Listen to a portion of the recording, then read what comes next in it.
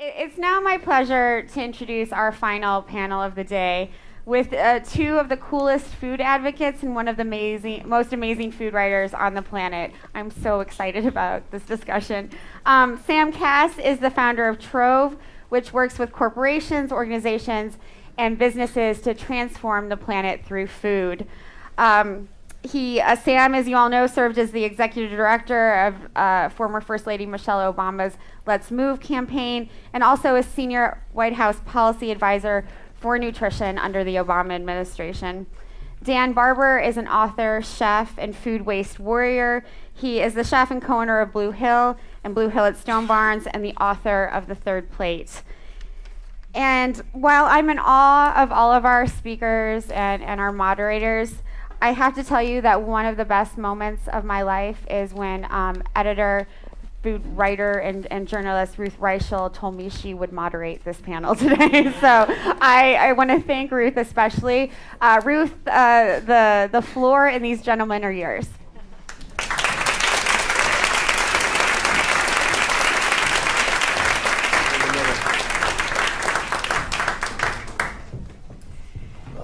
Okay, well, it's been an amazing day. I've been here all day. I am really thrilled to have, I think these are the two most interesting food minds in the country. I will say that. Thanks, Ruth. Low expectations all of a sudden. Yeah, and they're going to be really boring. Pressure's on. Thanks. Coming from this woman, too, I know. Don't mess this up. And you know, each of you has when I first said I would do this, I really wanted to end this on a high optimistic note, and then I talked to both of you. And you each have a really contrarian viewpoint, something that really makes you mad about where we are, and I want to get to that.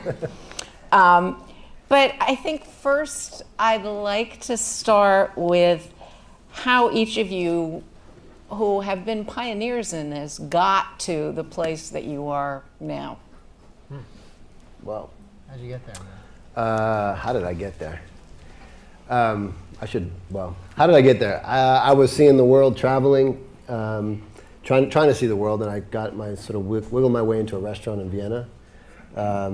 And sort of got my butt kicked old school, no money, place to stay, and some food to eat, and got trained. But quickly realized that the foundation of what we were doing, we weren't taking into considerations people's well-being in terms of the food we were giving them. And a couple moments rocked my world as a very, very young cook, and came back and started doing research on what was happening, what happened on the farm and our agricultural system, what was happening to our health and our well-being, and quickly realized, we had just a massive amount of problem. That sent me down a path which very quickly led me to Dan Barber, who I cold called right after we won, President Obama won.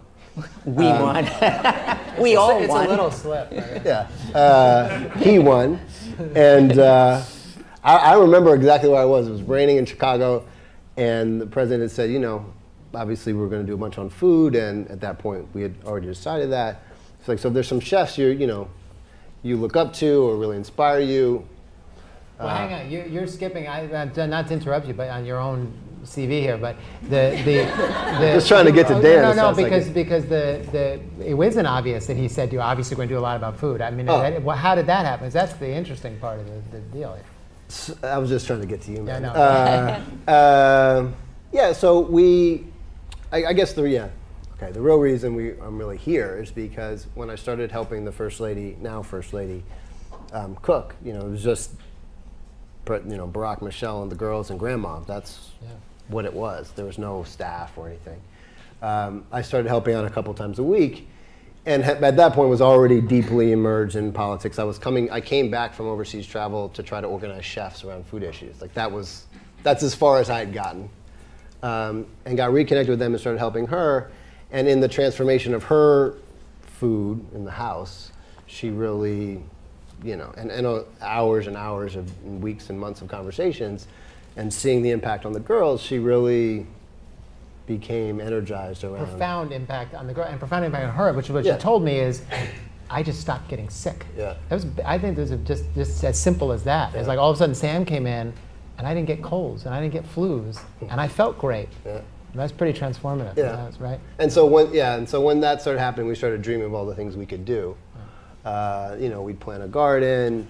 If that went well, then we'd try to launch a massive childhood health initiative, and really go for it. And but at that point, he was 30 points down the poll. It's like we would start laughing at ourselves. We're like, come on, this guy. It wasn't even when he started down. I mean, you said that to me when you made this phone call, and I was like, come on, dude. Actually, what I said to you is, oh my God, great idea, have a garden in the White House. And in my mind, I was like, that's nuts. There's never going to be a garden on the South Lawn. Yeah. So the first person I called, though, just to finish the story, was I called Dan, cold called him, and I was like, listen, you've never heard of me, but here's the situation. We're thinking about all this stuff. We'd love to have you come, maybe cook dinner for them and just have a conversation. So he was like he did not know what to make of this. Yeah. So he's like, I'm just gonna come meet you. I don't know if you remember this. So the next day you call me and you're like, are you with me? Because I don't have time for this. I'm busy. I don't have time for this. If this is bullshit, I don't remember that. You said that before. I don't remember. If this is bullshit, I'm gonna be really pissed off. And I was like, I promise you, I'm telling you the truth. So you came, and we went from there. So that's how I met Dan Barber. And so he came, and then what happened? We had you came in just for the afternoon. We had coffee. We started talking about all this stuff. Yeah. And then you came a couple weeks later and cooked dinner for the president and first lady. Do you remember elect what you cooked? in their home? Yes, I remember everything. The mise en place on down. I remember serving the president, or the president-to-be, the lamb neck, right? And he looked at me and said, about to be the fucking president. I don't get lamb rack, I get neck. I was like, this guy, besides being just magical, he's also hilarious. Yeah. But what he said to me that night with Sam, I thought it was just it was actually a real sort of peek into the next 8 years. It was simultaneous. It was, we're going to do this garden and we're going to take a real stance on food. Just like very, it's just back of your neck hair standing up. You're like, all of a sudden it's here. And then the other part of the evening was, I'm not going near agriculture. And what he said, and I think I'm simplifying this, but basically what he said is, it's too political. And this is for someone who, at that moment, I don't know, was that 150% approval rating? Like, besides the Pope? I think he was above the Pope. And he was saying, I don't have the political power because the guys who are running agriculture, I don't want to get near, I can't touch them. And what he did is he turned to Michelle and said, but you guys, and you, as like, you guys can, because it's apolitical, and that's the way in. Yeah. Right? He followed up and said, that she's the way in, and that you guys need to make me do it. But that was the other thing. That was the other thing he said. And then he said that, I mean, he probably said it to you a million times, but he said to me, I'll never forget when I left, remember I dropped my keys in the bathroom, and I went back in. You're like, you're going back in I was like, no, it was my phone, sorry, my phone. And I went back into the house where you were waiting, and there was the president-to-be, he was in his pajamas having an orange juice in the kitchen. And I'm sorry, I forgot my phone. I went to the toilet where I dropped my pants and dropped the phone. And I came out, and that's when he got real close to me and said, I believe in what you guys are doing. Now go out and make me do it. And what did he mean by make me do it? Well, I turned out, I now did some research. I said that story to one or two people. They said, oh my God, that's straight out of FDR. That FDR had this conversation with, I've forgotten the man's name, and said about an issue that now I've forgotten, of course, and FDR said, I believe in what you're doing. I want to do it. Your work is to go out and make me do it. And what was so interesting was I found that he was reading that biography of FDR, where that was quoted at the time. So he was like trying the line on me. Yeah. And I mean, I just melted. It was probably the first time he said it. Maybe had just read it, and I was like, this is the most powerful figure. I mean, the most transformational person I've ever met in my life. That was in the doorway of the house, and I went back in the car, and I was like, couldn't talk for 3 days. You couldn't talk. We went and had dinner afterwards, and we basically didn't say anything. It was like, I just need a minute. He's just like taking notes. I was writing it all down. What he meant was, and I think what really proved he was right and where we failed is that you need a political movement to make politicians take action. It's not just going to happen because there's one savior who's going to come out of the clouds and just, wave a wand and everything's going to change. And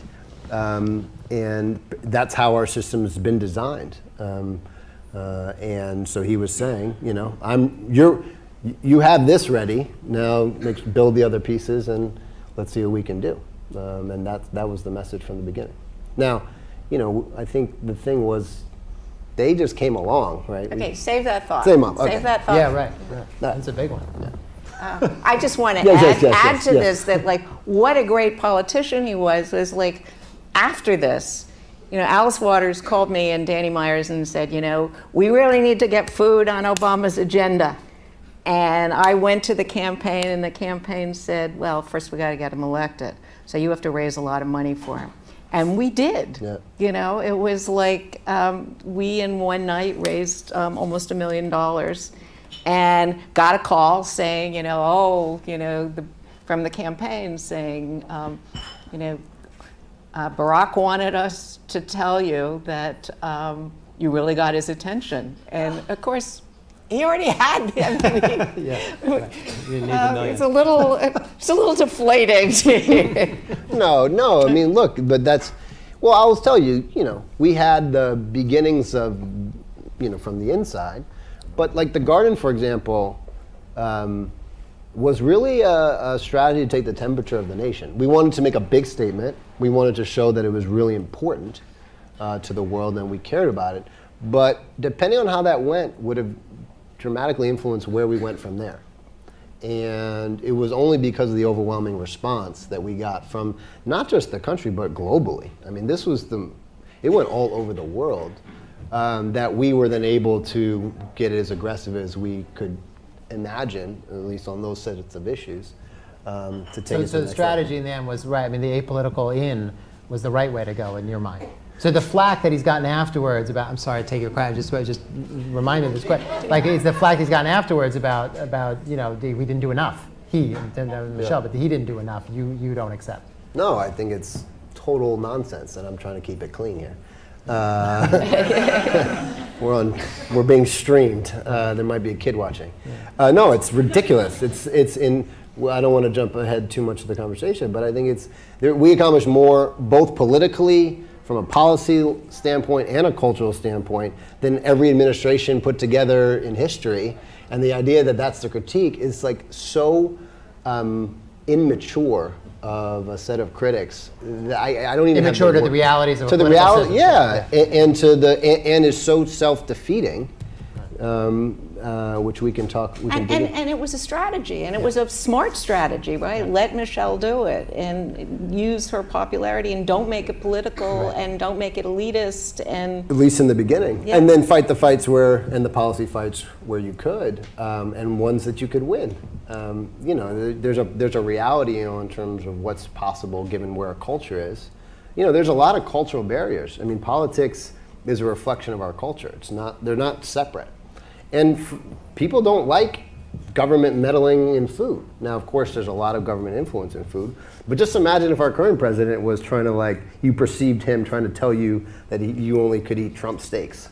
Well done. Well done Trump steaks. You guys would be freaking out. So I like that. I would too. I like that there's a cultural a barrier to too much direct interference on how the government plays and engages in food. But that's real. Like the nanny state whole narrative is very real. And it's dismissed by the left as just forget about it. It's like, no, regular people, voters, are cautious about that, and rightfully so. And those are things that we have to take seriously that we just haven't, if you actually want to build a real cultural and political movement that's going to lead to the change that we're seeking. And we have to take into account, the people that's going to affect, not just the eaters, but also the growers. So often you don't think about, okay, these are real people too, and you're trying to balance a very complex system that, from the field all the way through, that you change one piece, it affects the other. And so how do you strike those balance that you can do it in a way that politically is going to work, not just, our ideal of what we think it should be. Okay, let's go That's directly to food waste, since you've been such a pioneer in this. And I think for many people at a certain level, you're the one who put the notion of food waste front and center. It's hard to argue with that, so thank you for the compliment. But honestly, I believe that one of the reasons my brother and I and my sister-in-law decided to close Blue Hill, New York, to do this pop-up devoted to food waste, but it was really a recognition of what chefs are doing every day. So I unfortunately, the vector's pointed at me, which happens with just the media tends to focus on one. But the truth is, we invited chefs every night to do what they do in the restaurants every day. We just don't wear it on our sleeve. We don't call it, so maybe the credit that we could take is that we called it wasted. We called it food waste and allowed chefs to be proud of the craft that they're doing every day. And that was the difference. But the fact that we put a movement on the map is actually we shone a light on what is happening out there in restaurants every day. But you decided to shine that light. Well, so People that were I think doing it, right. and you closed the restaurant and put out a new we were menu tired of chefs and high-end restaurants in particular getting blamed for the effete, the precious, the 1%, when in fact it occurred to us, especially with this idea that you create a culture around a consciousness about this, and chefs need to understand that the culture's shifting, and that we need to wear on our sleeve what we're doing, what is in our DNA, what we do naturally. So that was it. Yeah. So how did you get to that place, though? You and all the other chefs. Yeah. Where did you? Because it wasn't something. When I first started writing about food 50 years ago, nobody was talking about food waste. No chef was even. It wasn't remotely on anyone's radar. What's interesting is that the conversation was, and still is actually, critical of it. I am critical of this part of it. Is the conversation about the ugly fruits and vegetables and the expired dairy and the stuff that you're leaving on your plate.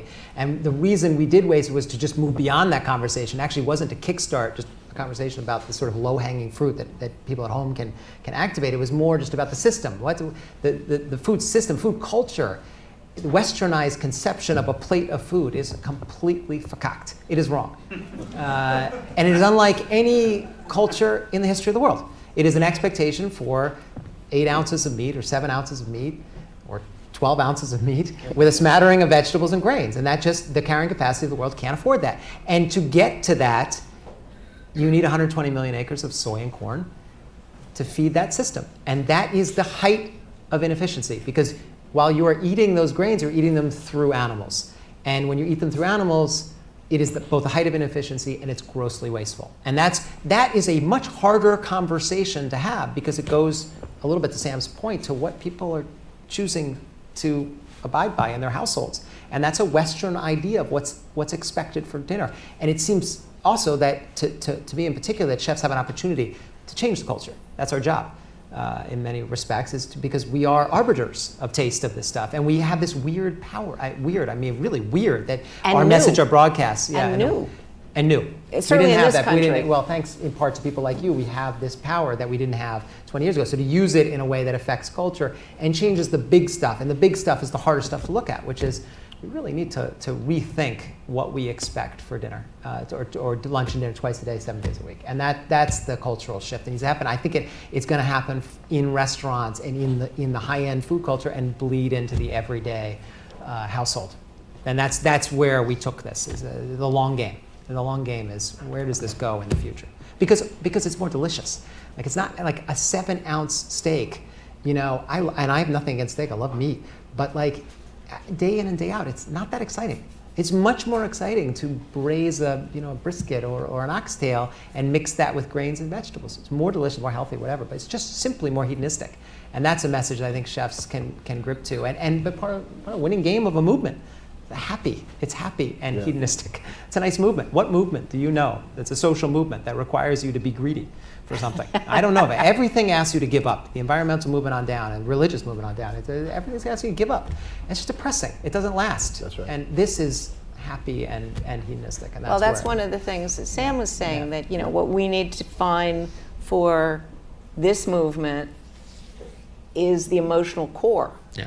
We need to find the real emotion behind it, that the story behind it, that I mean, what you just said, but I don't think that people see it that way. They don't see it, oh, this is a happy delivery. I mean, I think that the waste movement is still seen Pedantic, as lecturing and lecturing, give something up, Right.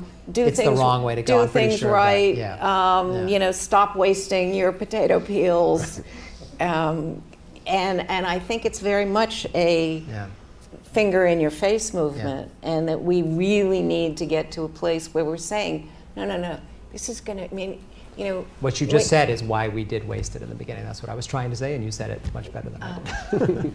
And that was, I mean, I will never forget being at Wasted and just, you know, ordering the fish bones. Yeah, me too. That's And that was like such a stunning moment for me, because of course everything tastes better closer to the bone anyway. And you know, the idea that you're just getting this skeleton with all this delicious fish that's been left on it, and that was about to be thrown away. Right.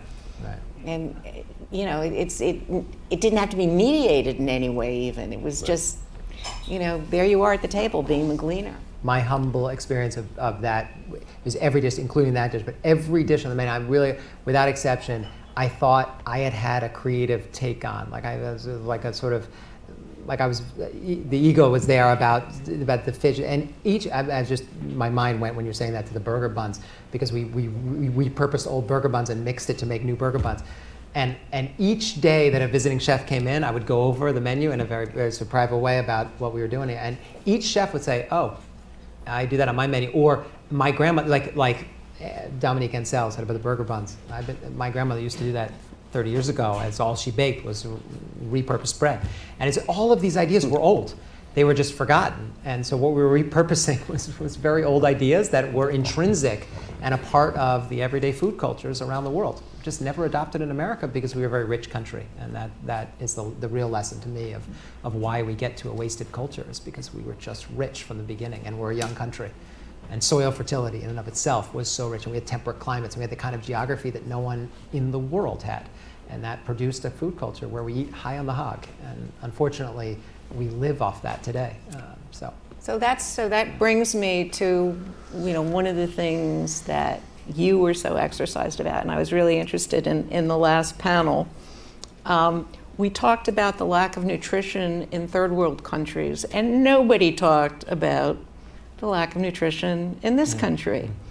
And when we spoke, you were saying, you were enraged about something you had heard on NPR. Sure, what was it? Oh yeah, NPR, yeah. Well, no, this was an article that got a lot of legs. I'm sure you saw it. It was a piece about the recognition that Walmart, and this isn't to skewer Walmart, it's just simple sort of recognition of Walmart to say that well, we're going to cut down on our, you know, the carbon footprint, and we've recognized wheat as like a major issue, and we've recognized that we can't actually do that much because so much of it happens on the agricultural level. And I just thought, really, like at this point, that's like news, and like and the sort of the legs that got just seems so crazy to me. And further was the sort of the solution, which was like tech. It's always tech. It's like tech's got the solution.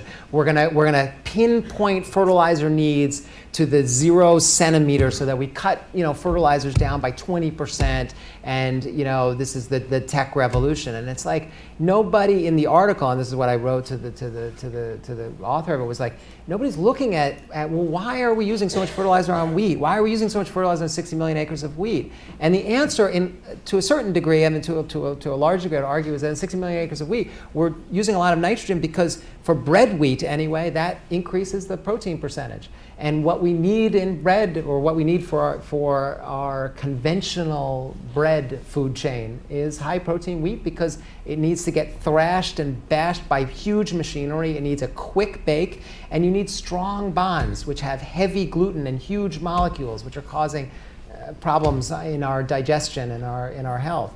And so you put on these fertilizer applications, as I just learned when I was in North Dakota 3 weeks ago, you're putting on 40% of your fertilizer applications are put on at the last 2 weeks to boost the percentage of protein by 0.5 percentage. And if we just stop and think about that for a second, you're saying, well, that's nuts. You're putting on 40% of nitrogen application, of which the plant is probably taking up 5%. we're leaching 35% of that into the Mississippi and down into the Gulf of Mexico and having hypoxic zones. And we're feeding into a system of bread that is not delicious and demonstrably not good for us and making us sick. But instead of recognizing that the culture around bread is totally backward, the argument, see here I'm getting exercise, the argument was we need technology to better pinpoint the use of fertilizer, but that seemed to me to be a lost cause. And it's not just wheat, right? I mean, it's everything we grow. The thing that we don't think about is how do we grow food more nutritiously? Right. I mean, we have to think about the soil, and we don't. And it's crazy. And it's not, when we talk about waste, we're not talking about what we're wasting by not growing food that is intrinsically good for us. Right. And I think that has to be part of this conversation. And then let's get to this was, for me, I have to say, this phone conversation was a real head twister, because I tend to think, and what you've learned today is like the food movement has come so far, and certainly, from my perspective as someone who's been, doing this for a really long time, the conversation has, I'm so happy we're having these conversations, but you said we squandered 8 years. Oh, I firmly believe that. well, so how's that? Well, I think there's sort of contradictory and sort of dual truths. One is that we have made more progress in the last 8 years than I think anybody could have dreamed.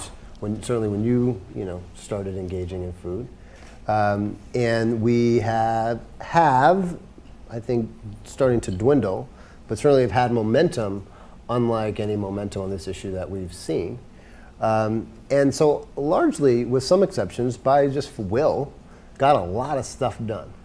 But it's not because the people were clamoring for it and votes counted on it. And it's certainly not because we were surrounded by advocates and lawyers and people coming to the White House pushing us to change things. That's not the reality. The reality was that, in my view, from what I can see, there isn't really a food movement. There's a cultural transformation that has begun and has been going on actually for quite some time. And that I think accelerated in the time we were in the White House. But the infrastructure of a movement just literally doesn't exist. Nobody's voting on this. Nobody was showing up to the White House with bills written, policies written, and kicking my butt when we made a choice that wasn't good. My phone wouldn't ring. I'd call UC, be like, did you guys get a call? No? Everybody was saying it's going to be so terrible. Nobody called you? I haven't heard anything either. That's not a movement. And I think instead, in its place, we had a few kind of critics who masqueraded as leaders who basically stomped their foot and said, this doesn't meet my ideal. And that's super disappointing. There was no strategy, there was no engagement. I think there's some exceptions to that. Like school nutrition is a total exception to that. In school nutrition, there was a very diverse, very committed, sophisticated coalition of advocates and groups who had done the work on writing the bills, who had figured out the strategy, who was on the Hill knocking on doors. And that's why we were able to make so much progress. And we had the First Lady calling senators, and we had the President having to negotiate in the middle of an economic collapse to get that bill done. That bill was not going to happen until he intervened. You had to have all those things to get something like that done. But I think you now look around, and does it feel like there's a lot? Obviously we're dealing with some big stuff right now. But it's off the map right now, completely off the map. And so I think we took the President Obama and Michelle Obama for granted. And I think they just came a little too early.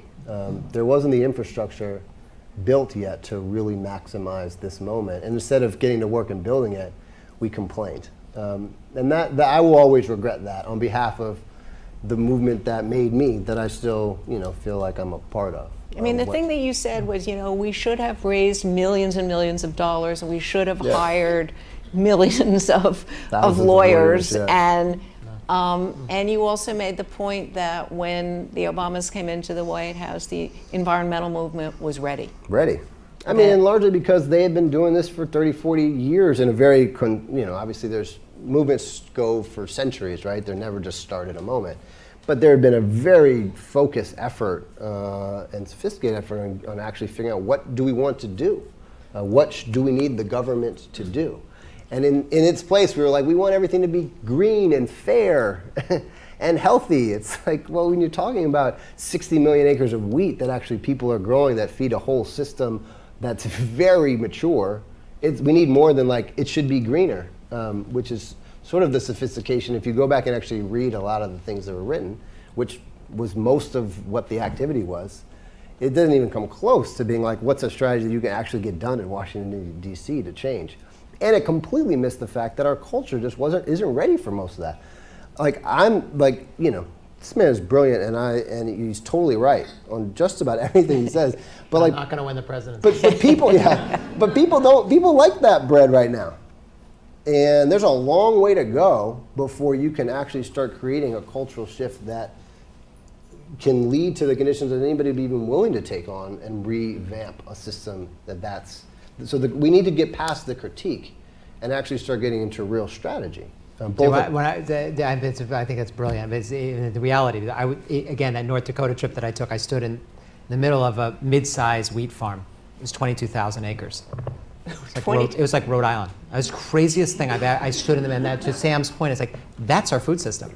Yeah. That's our food. So what he said, and we were sitting on a combine that was one combine took down 22,000 acres. One combine. Yeah. And that you don't drive anymore. There's nobody in there. There's nobody in the combine. Yeah. So, and what he said is, because I was talking all about these new wheats and what people are looking for the lower protein and lower gluten, and he said, yeah, I love those ideas. Tell me who's going to pick it up. Yeah. Who's going to deliver it to the elevator, and what elevator is going to take it? Because the elevators within 2,000 miles of here mix all the wheats. There's no single wheat elevators in existence. So who's going to deliver it to a single elevator where you can preserve the identity of the wheat that you're talking about? Yeah. And then who's going to buy it from there? And from there, who's going to bake with it? And if you can name all those, I'll grow it. I'm in. And that was, right. I was like, it's actually that simple, isn't it? It's like, I can't really turn around a ship that's 22,000 acres. And you look out and you're like, yeah, you can't really turn around this ship. It's like, not like kind of that scary. anyways. Yeah. Right. I mean, I will just say,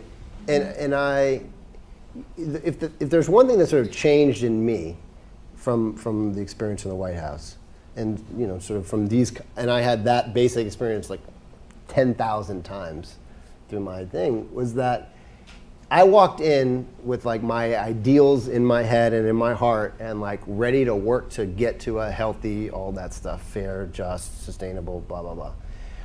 And then you get in and you're actually responsible for it. And you have to start with the reality as your starting point and then work towards your ideals, instead of starting from your ideals and imposing them upon reality.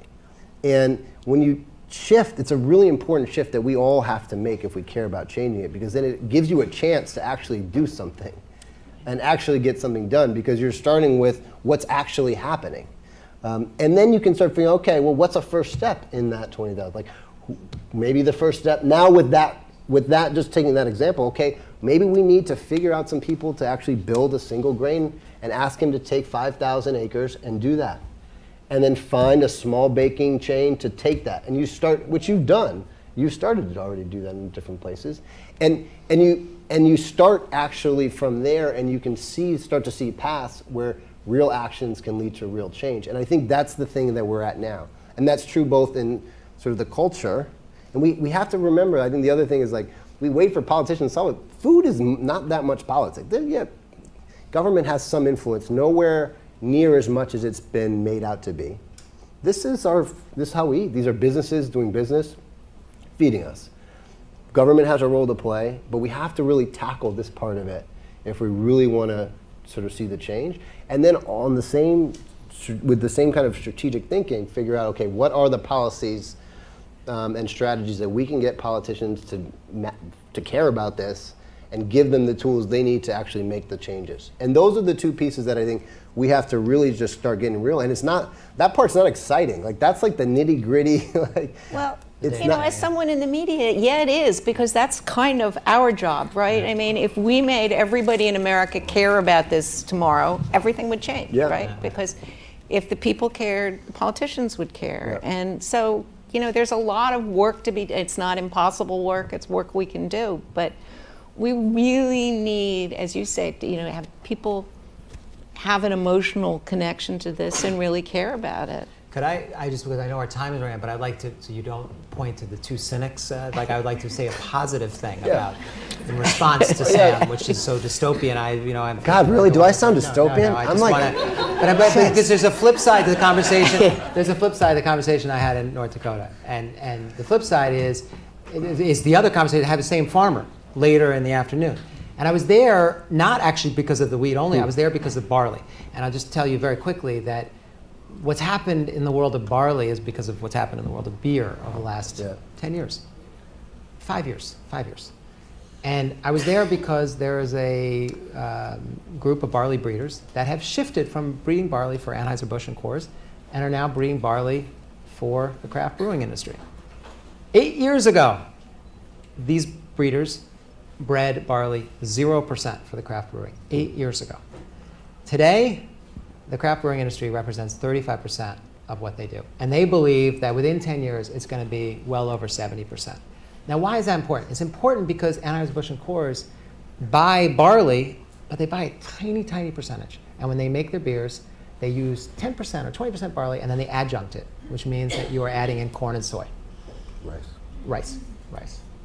So those are three major crops. We all know what that does to the soil. We know how hard it is to soil. We know all the attendant problems with that. And it's cheap, so that's why they add to it.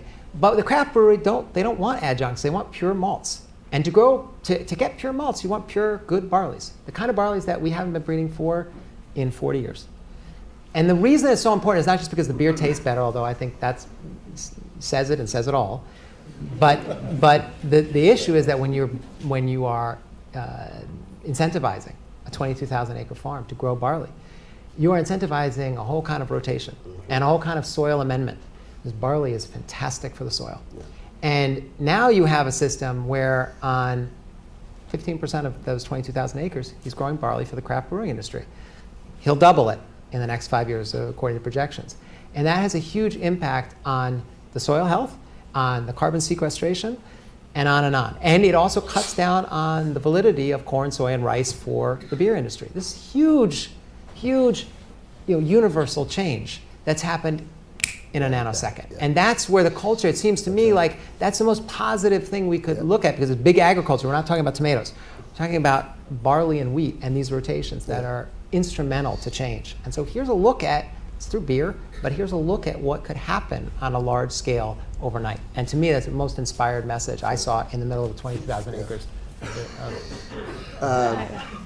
So You're not buying it. No, I'm totally buying it. No, that's exactly what I'm buying. You liberals like wine, you don't like beer. That's the problem. I was going to have a super hard dig, but I'm going to keep that to myself. Hold on. Listen. Thank you for... Yeah, I love you too much. It's funny because like, do I sound just like dystopic? No, I mean, I was a little harsh with that. I am the most optimistic person when it comes to these issues. And in fact, my greatest frustration of all is like, guys, we're kicking ass and we're not owning our own wins. And the thing that that is most valuable to have if you're trying to change something is momentum. And the fact of the matter is we have unbelievable momentum. And once you have it, everything's possible. And I told this story before, but I learned this lesson in Iowa when the president, now president, won Iowa. And I passed him after the speech, and we're all freaking out. Everybody's so excited, and I passed him. He was talking to Axelrod and Pluft, his two main advisors, and I just heard these words as I passed him. He said, "Well, tell them to get on the train because the train's leaving the station." And I walked by. That's all I heard. And in that moment, I learned the power of momentum because he had seized momentum in that moment, and with it, everything was possible. And when you have it, it should be protected and cherished and nurtured and really nourished. because you can accomplish everything. And what we haven't done is protect our momentum. We haven't said, yeah, we got 80% of that one, and we're going to come for you on the next one, and we're kicking your ass, and like we're taking names, and like here we go, and everybody's doing it, and all the cool people are doing it, and like that's how culture shifts. And I think we need to actually own our wins and celebrate them and build on them, as opposed to continually saying, yeah, you transform antibiotics, but it wasn't exactly how I thought it, so I think it's bad. We sold out. Like that was the kind of narrative over and over again. So that's the And so- takeaway. that's Own the win. Yeah, own our wins. and we're doing great. We're making so much change in such a short amount of time. That story is unbelievable. And so on that regard, I feel like incredibly optimistic. The question is, what do we do around that to accelerate it dramatically? Because the problems are so big that we have a long, long way to go. Okay. Great, I think great idea. that's That's great. Thank you. Thank you. Thank you.